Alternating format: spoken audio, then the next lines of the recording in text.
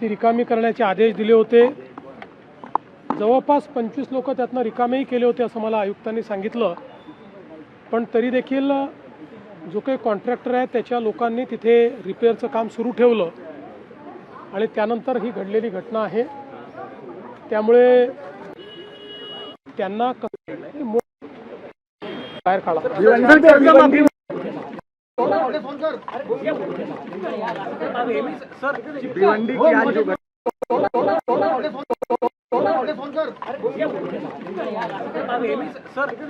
की आज जो घटना हुई है क्या जानकारी अतिशय दुर्दैवी अशा प्रकारची ही घटना आहे।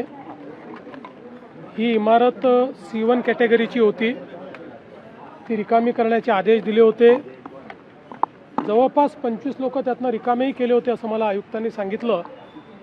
पण तरी देखील जो काही कॉन्ट्रॅक्टर आहे त्याच्या लोकांनी तिथे रिपेअरचं काम सुरू ठेवलं आणि त्यानंतर ही घडलेली घटना आहे। त्यामुळे ज्या लोकांचा मृत्यू झालेला आहे त्यांच्या परिवाराच्या प्रती आमच्या संवेदना आहेत। काही लोक जखमी आहेत जे त्या ठिकाणी दुर्दैवाने मृत्युमुखी पडले। त्यांना शासनाच्या वतीने त्यांच्या परिवाराला आम्ही मदत करणार आहोत आणि त्याचवेळी अशा पद्धतीनं ज्या कंत्राटदाराने हे काम सुरू ठेवलं त्याच्यावरही फौजदारी कारवाई करावी अशा प्रकारचा आदेश आयुक्तांना देण्यात आलेला आहे।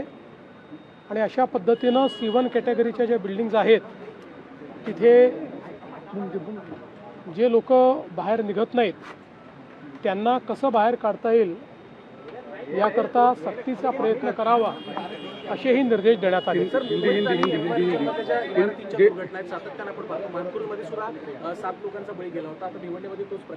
मुळामध्ये जसं मी सांगितलं की C1 कॅटेगरी म्हणजे धोकादायक इमारत म्हणून घोषित झाल्यानंतर तिथनं लोकांना बाहेर आपण काढतो। काही लोक दुर्दैवाने निघत नाही। आता आपण मानखुर्दची जर दुर्घटना बघितली तिथे देखील रिकामी झालेली बिल्डिंग पडली आणि ज्या ठिकाणी पडली ते रिकामं केलं होतं पण त्यातले काही लोक निघालेले नव्हते। त्यामुळे मला असं वाटतं की जीव अत्यंत महत्त्वाचा आहे। अशा पद्धतीमध्ये आपला जीव वाचवणं हे गरजेचं असल्यामुळे सक्ती जरी करावी लागली तरी ती केली पाहिजे। अर्थात त्या संदर्भात न्यायालयाचे काही निर्देश असल्यामुळे एका लेवलपेक्षा जास्त सक्ती करता येत नाही। पण तरी देखील हा प्रयत्न असतो कि सक्ती करून लोकांना बाहर काढ़ा। जो भिवंडी में घटना घटी है, ये जो बिल्डिंग थी इसको डायलैपिलेटेड घोषित किया गया था। 25 लोगों को उसमें से बाहर भी निकाला गया था। फिर भी उसके कॉन्ट्रैक्टर ने रिपेयर का काम शुरू रखा। कुछ लोग वहाँ रुके और उसमें ये दुर्घटना हुई है। जिन लोगों का मृत्यु हुआ है उनके परिवार के प्रति हमारी संवेदना है। सरकार उनको मदद करेगी। जख्मियों को भी हॉस्पिटल में एडमिट किया गया है और जिस प्रकार से कॉरपोरेशन के नोटिस के बावजूद ये कॉन्ट्रैक्टर ने काम शुरू रखा उनके ऊपर भी कार्रवाई की जाएगी।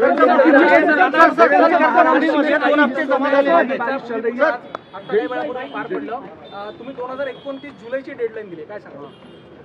मी SRAला हे सांगितलेलं आहे की त्यांनी 4 वर्षात याचं काम पूर्ण करायचं ठरवलं आहे।